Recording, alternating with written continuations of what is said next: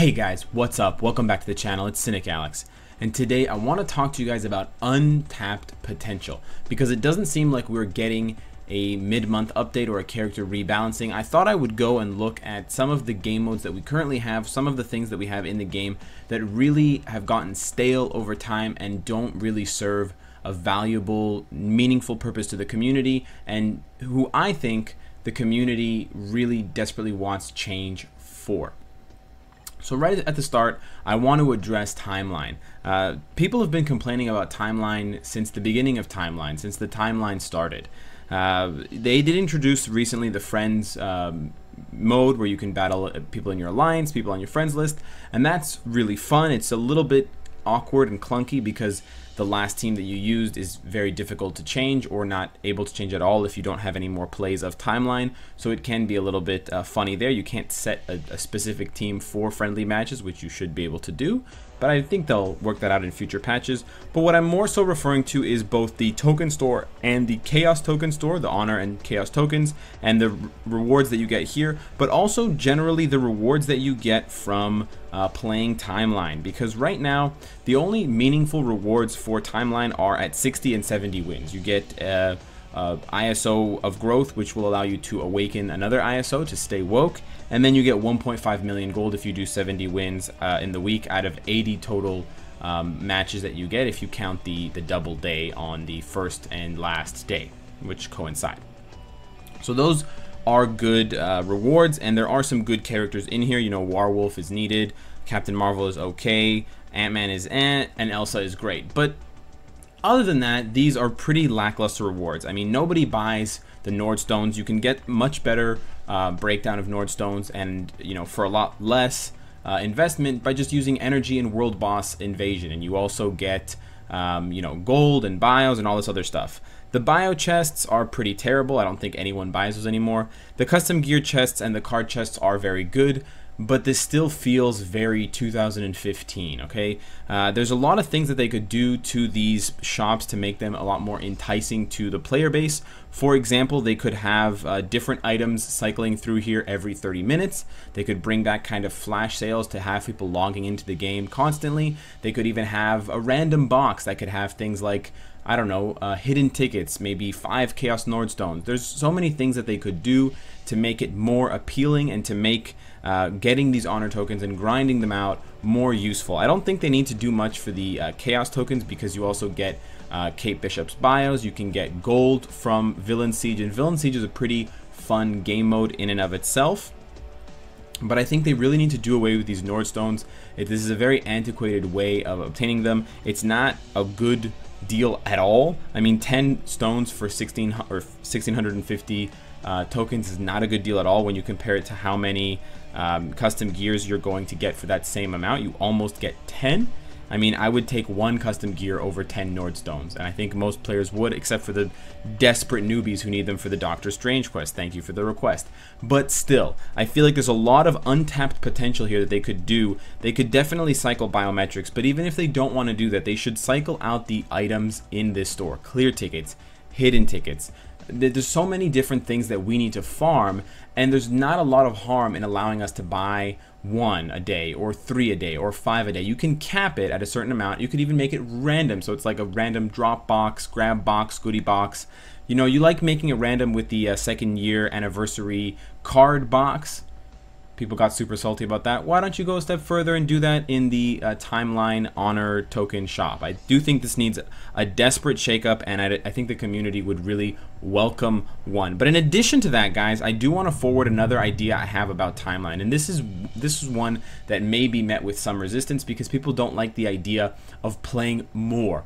But I think timeline should have unlimited tries, or I think the number of times you should go into timeline should be only limited by the number of teams that you have. So currently the way that it works is you get 10 tries with your team of 3. I think they could make it more interesting. They could make it so you only get 1 try or maybe 3 tries with this team, and then after that you need to come in with a whole new team. They can still have restricted and recommended. That doesn't need to change, but it could make it so much more interesting if you have to constantly come up with new teams, because every character only has, you know, 3 tries per day. So you're not going to do 10 runs as your Doctor Strange, just pressing 5 and then 2, mindlessly grinding through timeline. They can make it a more interesting grind by only allowing you a certain number of tries with each character. And so the recharge limit would have to be done away with, or they could keep it. They could just maybe expand it to 18 or some other number if they're going to go with 3, for example, because that's an odd number.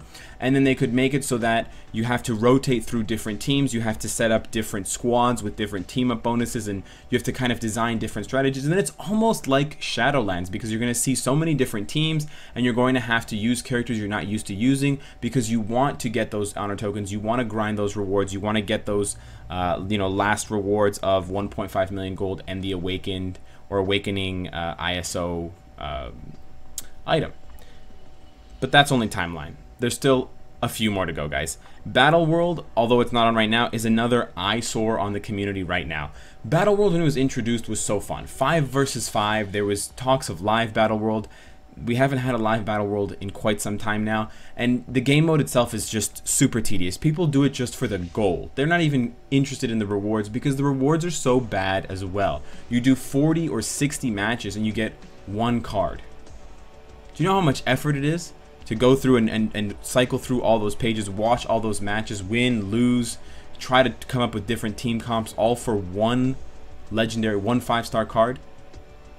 It's really not that fun. It's interesting that, you know, rank 77 and 777 and 7,777, those kind of niche rewards are available to the lucky few. I like that aspect of it. It's a bit of kind of positive RNG, but otherwise Battleworld has lost its essence. It's supposed to be a 5-on-5 arena, and there's so much more that they could do to make it interesting. For example, some ideas I have. They could make Battleworld about win streaks. So the number of win streaks you get will determine your bracket before your point total.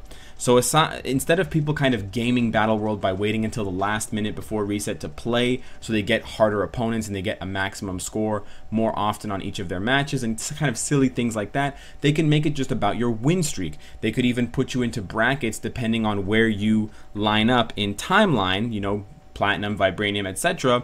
And then from there they can offer different rewards, and they can have Battleworld last for a week, and you could start off at bronze, but if you're so good you can work your way up to vibranium and get better rewards. And that would incentivize people to try, and incentivize people to come up with interesting defense teams to try and see what can work out. They could bring a revenge system in that would allow you to see who defeated you in Battleworld and go back and fight them. There's so much untapped potential here, and Battleworld, the Secret Wars, is such a huge series, and that called together so many, you know, iconic moments, and this is all we have of it. The kind of 3 or 4 days a week kind of lame event that you get, you know, 100,000 gold from when it all is said and done. They've really let this one sit on the shelf and gather a lot of dust, and I really think they should do more for it. Another one that's gathered a lot of dust, guys, the lab. Okay, the lab is a particularly bad eyesore because it's basically totally disused. The only reason to upgrade the lab at all is to upgrade the item shop to buy obelisks and maybe XP chips and maybe some ISOs once in a while, but otherwise it's really terrible. And some of the aspects of the lab are actually counterintuitive given the way the game has progressed and evolved. For example, the converter. It's asking you to convert 2 bios to get 1 bio.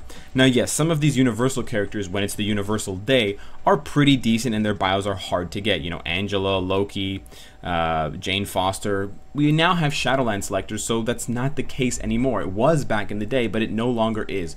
To compound that problem, we now have native tier 2 characters which require random bios as a sacrifice. So why would anyone in their right mind trade 2 of anyone's bios for one of these goons bios when you have selectors, when you have, you know, monthly logins that give you so many selectors? There's so many rank up tickets from golden goose egg boxes and spring boxes and anniversary boxes. There's just no need for this kind of stuff. The Nordstone one I think is still pretty useful, but they can do so much more with it. Why don't we do a clear ticket converter? I can convert clear tickets into hidden tickets to help grind for Dormammu and other things. I could do maybe an ISO converter. I would love to take all my fully awakened Nimbles and turn that into 1 fully awakened Chaotic. Fine, I'll trade 5 awakened Nimbles for 1 awakened Chaotic. Why can't we do that with ISO? Why can't we do it with other things? Why is it only restricted to these 2? They need to spice it up. They need to make this more interesting and more valuable, or they just need to get rid of it and put something else in its place, because it's just sitting here sad. Another one that's sitting here kind of sad is the Warp device. Now, yes, it does offer basically free XP, but the XP that it offers is pretty much a joke, and the random bios are, you know, paltry. They pale into comparison from stuff you get from even World Boss Invasion. You can spend, you know, a fraction of the time that you do here pressing all of these different buttons in World Boss Invasion and come away with more random bios after like 20 minutes of playing. They need to make this a better system, and what better way to do it than to allow uniforms to accrue XP. If they bumped up the amount of XP you get by like 2 or 3 times, and they allowed uniforms to be grinded for XP here, that would be perfect. Because as it stands right now, people use clear tickets to quickly farm for Uru. That doesn't get uniform XP. People grind for the uniform upgrade kits in the Dimension Rifts. That also doesn't get you uniform XP. And then they're kind of left in this conundrum. I don't want to leave my phone on auto, wasting clear tickets, wasting time running this mission for 2 hours to get uniform experience, but I have no other way of getting it. And they could easily remedy that problem with the lab, and it would make there be an actual point, aside from upgrading past 15 on your gears, to have this pink crystal around. And yes, you should upgrade the item shop once you get enough gold and pink antimatter, whatever the hell it's called, because there are some good things in there. Finally, guys, I want to bring you to one of my more recent gripes that I've had with the game, and that is with the icons that appear to the right of a character's portrait when you're playing in a game mode. Now, if you guys are not familiar with those portraits will tell you buffs, debuff effects, and more importantly, I think most importantly right now, they will tell you about certain effects that are happening on a timer. So one of the most best examples, or most crucial examples, is on obelisks. As you can see here, it increases your damage by 140% on a 5-second rate with a cooldown of 7 seconds. And that goes the same for invincibility obelisks and other procs, card procs, all this kind of stuff. Why there isn't a number on that square box to let you know how much time is left before it triggers again is beyond me. Why there isn't a little number showing you how much time is left before your ISO 8 set can trigger again if you're using I Am Also Groot or Drastic Density Enhancement. I just don't understand why that information is kept hidden from us. It really serves no purpose other than to make things unnecessarily difficult for everyone. Yes, I will admit that it would make timing your obelisk procs with your most damaging skills a little bit easier, which would make it harder for top players to differentiate themselves from, you know, average and above average players. But I think that there's so much good that it does, and it eases the burden on the user. I don't have to sit here counting in my head 4, 5, 6. I can just play the game, and with just a little bit more information on the screen for me. I mean, they tell you when the skills are coming off cooldown. There's numbers on the skills. Why can't there be numbers on my obelisk? If I'm going to spend countless crystals and gold rolling for these perfect obelisks, I want them to give me accurate information. It would make playback in Alliance tournaments better, in Alliance Conquest as well. You can see, oh, I died because my obelisk had just come off of cooldown and I couldn't use it again and I got one-shotted. Same thing goes in Shadowlands King of the Hill. There's so many reasons why those things should be there. I don't know if it takes a lot of effort from the development side, but it's something that would really go a long way to making both the PvE and the PvP experience a lot more satisfying, because you're given enough information to make the correct decisions. I should iframe now. I still have 2 seconds left on this thing. Oh, I should trigger this now because in 1 second my obelisk is going to activate and then I can use my most damaging skill. It would make it more satisfying. Right now it almost feels like I'm going off of intuition when I play, and yes, with practice that improves, but sometimes you just have an off day and then it's really frustrating to do things like Extreme Alliance Battle. Not to mention the fact that Extreme Alliance Battle has basically turned into one giant timer fest, which is fine. It is a skillful way of playing. I don't just want to mash buttons with Doctor Strange. I enjoy trying to time my obelisk proc with characters like Carnage, Agent Venom, Odin, etc. But if we just had that little bit of information, please, Netmarble, if you just put numbers on those damn boxes, it would make it a lot more straightforward for us to do these things, and there would still be room for great players to differentiate themselves from the average player. So those are my 4 kind of main gripes, my 4 serious topics that I think and ideas that are untapped. There's potential, there's potential, and there's a chance here for a lot more. And I don't think these things take a lot of effort on Netmarble's part. There's no new content per se. A lot of it is just rejigging and kind of repainting something they've already put up. The walls are there, just slap some wallpaper on the baby and let's have a baby. All right, so let's have a baby, chat. Let me know what you think of my ideas. Let me know if there's something I'm missing, or if one of these ideas that you have is even better than what I've come up with, because I don't have all the answers. And of course, guys, if you like what you see, I hope to see you again tomorrow. Take care.